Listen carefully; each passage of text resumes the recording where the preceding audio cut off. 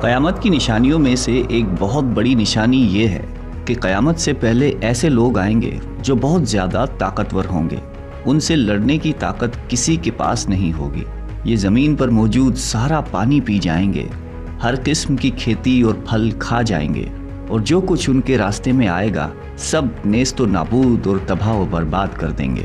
اس خونخوار قوم کے بارے میں ہم بچپن سے سنتے آ رہے ہیں، اور آج اس کے بارے میں ہم اس ویڈیو میں بات کریں گے، یعنی یاجوج اور ماجوج. آپ نے یاجوج ماجوج کے بارے میں سنا ہی ہوگا، لیکن آج جو تفصیل ہم آپ کو بتائیں گے شاید ہی آپ نے اس سے پہلے کبھی سنی ہو. اللہ تعالیٰ نے ان کا ذکر قرآن مجید کی سورہ کہف اور سورہ انبیاء میں بھی فرمایا ہے. آج کی اس ویڈیو میں ہم آپ کو یاجوج اور ماجوج کے بارے میں بہت سارے دلچسپ اور حیران کن حقائق بتائیں گے. یاجوج اور ماجوج کون ہیں، یہ کیسے دکھتے ہیں، رہتے کہاں ہیں، آئیں گے کب، اور بہت کچھ.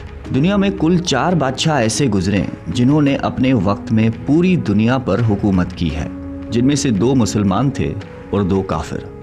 کافروں میں نمرود اور بخت نصر، جبکہ مسلمانوں میں حضرت سلیمان علیہ السلام اور دوسرے حضرت ذوالقرنین علیہ السلام تھے.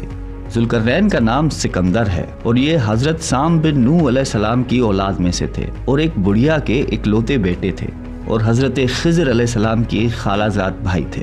آپ نے حضرت ابراہیم خلیل اللہ کے ہاتھ پر اسلام قبول کیا اور کئی سال ان کی صحبت میں رہے.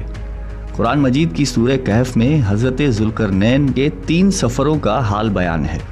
یہ 3 زبردست سفر انہوں نے کیے، اور ان 3 سفروں کا حال ہم آج آپ کو اس ویڈیو میں بتائیں گے، جو بہت ہی عجیب اور حیران کن ہے. پہلے سفر کی کہانی یہ ہے کہ سام بن نوح علیہ السلام کی اولاد میں سے ایک شخص آب حیات کے چشمے سے پانی پی لے گا تو اس کو موت نہ آئے گی.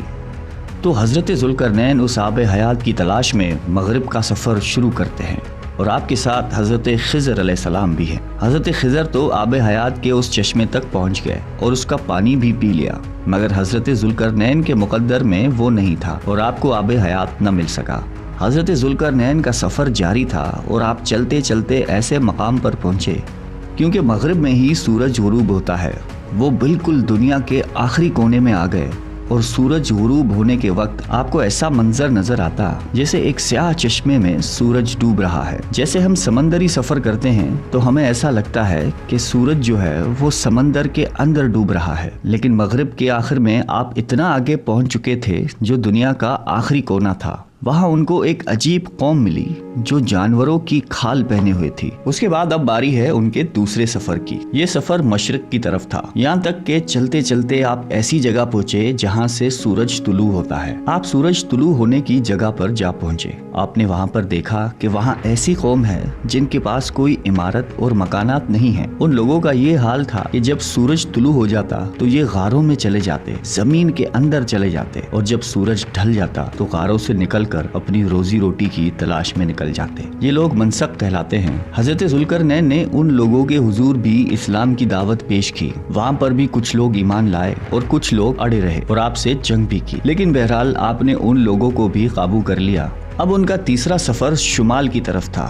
آپ چلتے چلتے 2 پہاڑوں کے درمیان پہنچ گئے تو وہاں بھی آبادی عجیب و غریب تھی. ان کی زبان بہت عجیب و غریب تھی. ان لوگوں کے ساتھ اشاروں میں بہت مشکل سے بات چیت کی جا سکتی تھی. ان لوگوں نے حضرت ذوالقرنین سے یاجوج اور ماجوج کے ظلم و ستم کی شکایت کی اور آپ سے مدد مانگی کہ آپ ہمیں ان کے ظلم سے بچائیں. یاجوج ماجوج کون تھے؟ یہ ایک فسادی گروہ ہے اور ان لوگوں کی تعداد بہت زیادہ ہے، جس کا اندازہ اس حدیث مبارک سے لگا سکتے ہیں کہ حضرت عبداللہ بن عمر رضی اللہ تعالیٰ عنہ نے فرمایا کہ جنوں انس کی کل 10 حصے ہیں، ان میں سے 9 حصے یاجوج ماجوج ہیں، باقی 1 حصہ انسان ہے. اب ذرا غور کریں کہ اس وقت دنیا میں 7 بلین انسان، 7 ارب لوگ رہتے ہیں، تو اس حساب سے تقریباً 70 بلین یاجوج ماجوج ہو سکتے ہیں، اور ان کی تعداد بڑھ رہی ہے. اور جس وقت یاجوج ماجوج آئیں گے نہ جانے اس وقت دنیا میں کتنے لوگ ہوں گے. ان میں مرد بھی ہوتے ہیں اور عورتیں بھی ہوتی ہیں، اور ان کے 3 گروہ ہیں، ایک تعوین، دوسرا تاریز اور تیسرا منسق. اور ان میں جو بھی مرتا ہے تقریباً 1000 یا اس سے زائد اولاد چھوڑ کر مرتا ہے. یہ لوگ بہت خونخوار اور بہت وحشی اور جنگلی ہیں اور جانوروں کی طرح ہی رہتے ہیں. اور جو بہار کے موسم میں یہ لوگ اپنے گھروں سے نکلتے ہیں تو تمام کھیتیاں اور سبزیاں کھا جاتے ہیں اور خشک چیزوں کو لاد کر لے جاتے ہیں۔ جنگلی جانوروں یہاں تک کہ سانپ، بچھو، گرگٹ سب کچھ چھوٹے بڑے جانوروں کو کھا جاتے ہیں۔ جب حضرت ذوالقرنین سے لوگوں نے فریاد کی کہ آپ ہمیں یاجوج ماجوج کے ان ظلم و ستم سے بچائیے، اس کے بدلے میں آپ جو کہیں گے ہم آپ کو دیں گے، حضرت ذوالقرنین نے کہا کہ میرے پاس اللہ کا دیا بہت کچھ ہے، مجھے کسی چیز کی ضرورت نہیں ہے، مگر تم اپنی جسمانی محنت کے ذریعے میری مدد کرو۔ آپ نے کمال کیا کہ ان دونوں پہاڑوں کے درمیان آپ نے بہت بڑی گہری بنیاد کھدوائی۔ اس کی گہرائی اتنی گہری تھی کہ اس میں سے پانی نکل آیا، اور پھر اس کے بعد آپ نے اس میں پگھلائے ہوئے تانبے کے پتھر جمائے اور لوہے کے تخت نیچے اوپر لگا کر ان کے درمیان لکڑی اور کوئلہ بھی بھروا دیا۔ اسی طرح ایک بہت ہی مضبوط دیوار بنا دی گئی۔ آج کے زمانے میں جس کو ہم کانکریٹ کی دیوار کہتے ہیں، یہ اس سے بھی زیادہ مضبوط دیوار ہے۔ اب ہوا کیا کہ یاجوج ماجوج دیوار کی ایک طرف اور یہ قوم دیوار کی دوسری طرف ہے۔ اب حدیث پاک میں ہے کہ یاجوج ماجوج روزانہ اس دیوار کو توڑ دیتے ہیں، مگر دن بھر جب محنت کرنے کے بعد اس کو توڑنے کے قریب پہنچ جاتے ہیں تو ان میں سے ایک کہتا ہے کہ چلو باقی کل توڑیں گے، لیکن اللہ کی شان کہ دوسرے دن وہ دیوار اس سے زیادہ مضبوط ہو جاتی ہے اور اپنی اصل شکل میں آ جاتی ہے۔ پھر اگلے دن جب دیوار توڑنے کا وقت آتا ہے تو پھر کوئی کہتا ہے کہ چلو باقی کل توڑ لیں گے، دوسرے دن پھر ایسا ہوتا ہے، تیسرے دن پھر ایسا ہوتا ہے، مگر ایک دن آئے گا جب اللہ کی رضا ہوگی کہ قیامت سے پہلے یہ باہر نکلیں گے، تو انہی میں سے کوئی شخص کہے گا کہ انشاءاللہ کل اس دیوار کو توڑیں گے۔ تو پھر جب وہ دوسرے دن آئیں گے تو انشاءاللہ کی برکت ظاہر ہوگی اور پھر یہ دیوار ٹوٹ جائے گی۔ نبی اکرم صلی اللہ علیہ وآلہ وسلم کا مفہوم ہے قیامت قائم نہ ہوگی جب تک یاجوج ماجوج نہ آ جائیں۔ یہاں آپ کو بتاتے چلیں کہ یاجوج ماجوج کے نکلنے سے پہلے دنیا کن چیزوں سے محروم ہو جائے گی۔ حضرت ابن عباس رضی اللہ تعالیٰ عنہ نے فرمایا کہ اللہ تعالیٰ نے 5 نہروں کو جنت سے جاری فرمایا۔ یہ 5 دریا ایک ہی چشمے سے جاری ہوئے ہیں۔ اللہ تعالیٰ نے حضرت جبرائیل علیہ السلام کے ذریعے جنت کے اس چشمے کو پہاڑوں کے اندر امانت رکھ دیا اور پہاڑوں سے نہروں کو زمین پر جاری فرما دیا ہے، جس سے لوگ طرح طرح کے فوائد حاصل کرتے ہیں۔ جب یاجوج ماجوج کے نکلنے کا وقت ہوگا تو اللہ تعالیٰ جبرائیل علیہ السلام کو زمین پر بھیجیں گے اور وہ 6 چیزوں کو زمین سے اٹھا کر لے جائیں گے۔ وہ چیزیں کون سی ہوں گی؟ دنیا سے قرآن پاک اٹھا لیا جائے گا، سارا علم بھی اٹھا لیا جائے گا، حجرہ اسود بھی اٹھا لیا جائے گا، مقام ابراہیم بھی اٹھا لیا جائے گا، حضرت موسیٰ علیہ السلام کا تابوت، اور ہم نے جو 5 نہروں کا ذکر کیا ہے یہ بھی گویا واپس اٹھائی جائیں گی۔ یہ چیزیں جب اس دنیا سے اٹھا لی جائیں گی تو دنیا اور دین کی برکت روئے زمین سے اٹھ جائے گی اور لوگ ان برکتوں سے بالکل محروم ہو جائیں گے۔ کیسا دور ہوگا ذرا سوچئے۔ اب ہو سکتا ہے کسی کے ذہن میں سوال آئے، یاجوج ماجوج دیکھنے میں کیسے ہے؟ ان کا چہرہ کیسا ہوگا؟ آنکھیں اور بال کیسی ہوں گی؟ تو ان کا جواب یہ ہے کہ حدیث پاک میں یاجوج اور ماجوج کے بارے میں آیا ہے کہ وہ چوڑے چہرے والے، چوڑی آنکھوں والے اور موٹے بالوں والے ہوں گے۔